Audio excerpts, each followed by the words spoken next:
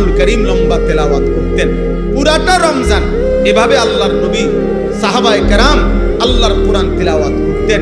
আর আমরা 27টা রাত্র মিলাইয়া মাত্র এক পারা করে কোরআন শরীফ ইমাম সাহেবের পিছনে দাঁড়াইয়া পড়বে না, উনি শুধু দাঁড়াইয়া হাফেজ সাহেব খতমে কোরআন পড়বে, উনি শুধু পিছনে দাঁড়াইয়া তারাবির নামাজে শুনবে, শুধু এক পারা ডেলি 27 দিনে মিলাইয়া এক খতম কোরআন শরীফ হবে।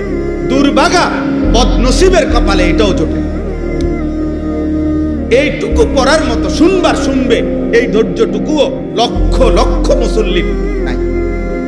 ওনার শরীরে কুলা, ওনার শরীরে শুধু বিড়ি খানাটা কুলা, ওনার শরীরে শুধু চা দহনে গপ মারো আর টেলিভিশন দেখো আর বেডিতের লগে বাচ্চা কাচ্চার লগে গপ মারো, এটা শরীরে বুঝেন।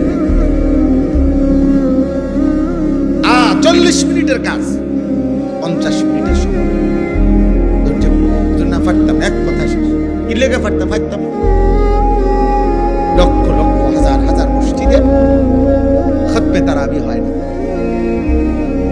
খতমে তারাবি ওই 20 মিনিট 20 রাকাত টার্গেট দিয়ে দিছে, যত তাড়াতাড়ি পারবে।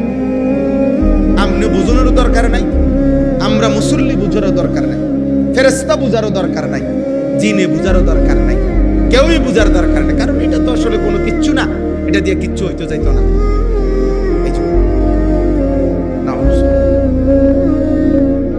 এই জন্য ভাই আমার কথা এটাই যে আমরা মহান আল্লাহ পাক রব্বুল আলামিন আমাদেরকে দয়া করে আমাদের জীবনের যে মূল বিষয় অর্জন তাকওয়া, গুনাহমুক্ত জীবন, এটা যেন আমরা কম সময়ে হাসিল করতে পারি।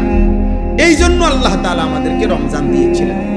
কিন্তু আমরা যদি রমজান কদর না করি, তাহলে এর চাইতে বড় দুর্ভাগ্য আমাদের কপালে আর কিছু হইতে পারে। এই জন্য আপনাদের কাছে অনুরোধ, আপনারা আপনাদের ছেলেদেরকে মসজিদমুখী করেন, আপনারা আপনাদের মহিলাদেরকে নামাজের মুসল্লায় বসান, আপনারা আপনাদের মহিলাদেরকে আল্লাহর দোহাই আপনারা বাজার থেকে ফিরান, আপনারা বাজার থেকে ফিরান।